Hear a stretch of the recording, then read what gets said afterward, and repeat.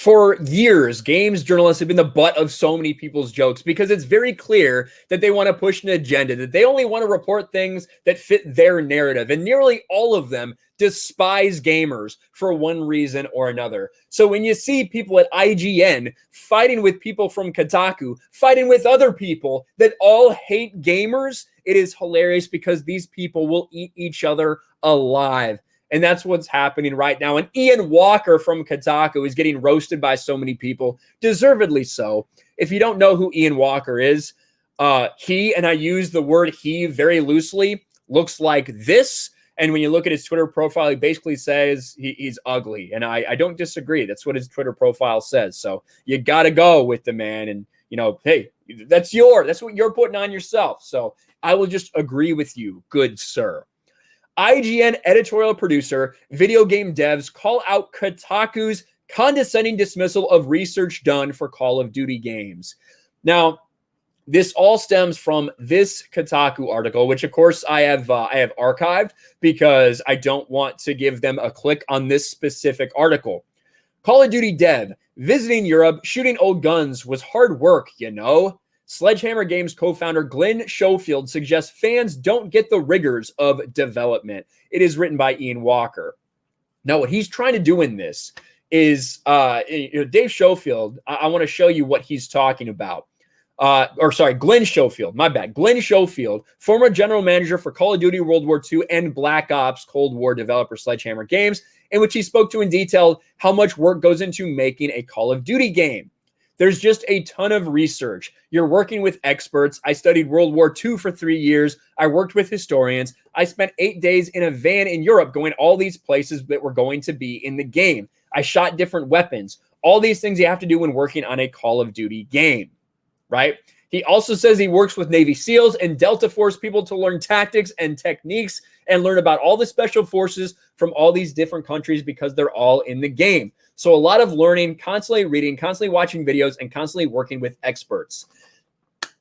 Everyone's job is different in a lot of different ways, right? And your demands are different.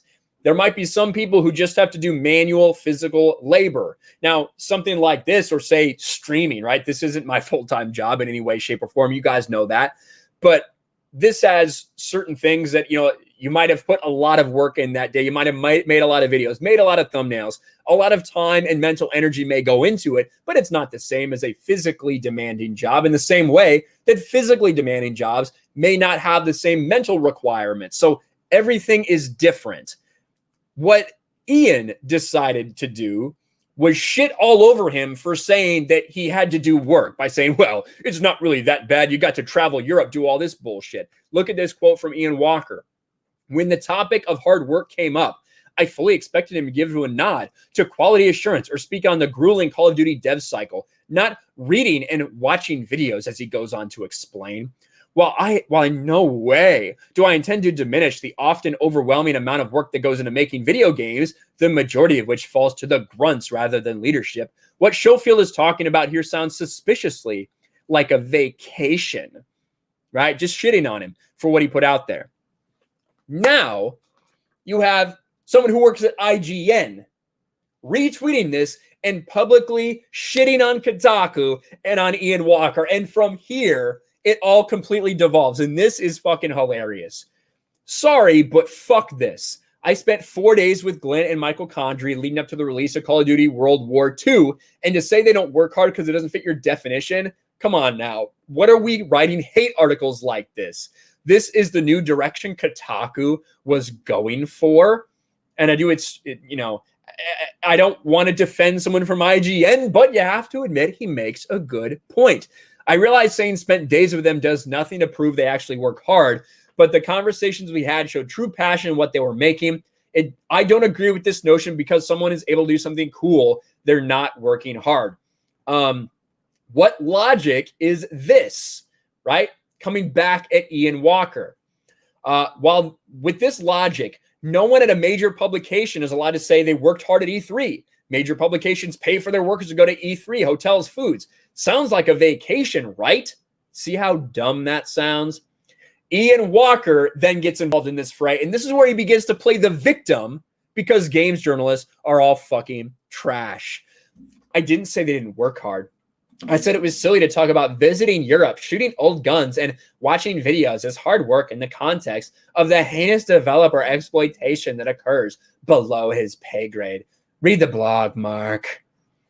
Also, next time you want to pick apart someone else's work, maybe leave out the part about you being friendly with the subject. But I'm glad you had a good time palling around with Glenn. I've held my tongue because IGN has hired some great people lately, but glass houses, my dude. Mark fires back. I read the blog, dude. I didn't understand the need for it. Who does this article serve? It's negativity for no reason. Sorry you don't like that someone can have fun while working. I think the only case you'd have is if he said, I worked harder than everyone else, which he doesn't and wouldn't say. Medina was not the only one in the video game industry to criticize Walker's insulting take. Hilariously, in a textbook example of corn-cobbing, Walker responded to each of these criticisms with a buzzword-filled tweet. Lead producer for Gravity Well Development, Tina Sanchez, who worked on God of War and Apex Legends, posted a photo of her standing triumphantly amongst the explosive range alongside a caption. Someone tell Ian Walker, I blew up explosives in a desert for a game. And there she is, Ian Walker. Sucks to see someone like Tina, who has gone through her fair share of shit, contribute to the harassment I'm receiving. But I guess everyone in game dev has to appeal to the chuds at some point. This is where it happens. The chuds. He's referring to gamers. They hate gamers. If you are a gamer, they fucking hate you because he is a games journalist. It doesn't stop there. Now Mitch Dyer, who I've talked about Mitch Dyer a lot because he's a cuck, he's a fucking SJW weirdo, he's a woke piece of shit. He then tries to compare Ian Walker to a toxic gamer. Ian Walker follows up with a comparison of Mitch Dyer as a toxic gamer because that's how people think. To insult someone is to call them a gamer. Speculation like this sounds like a vacation is classic toxic gamer behavior from a major media outlet, and it reinforces harassment developers already receive. This is a blatant misunderstanding of game development broadcast on a massive scale. It makes my skin crawl.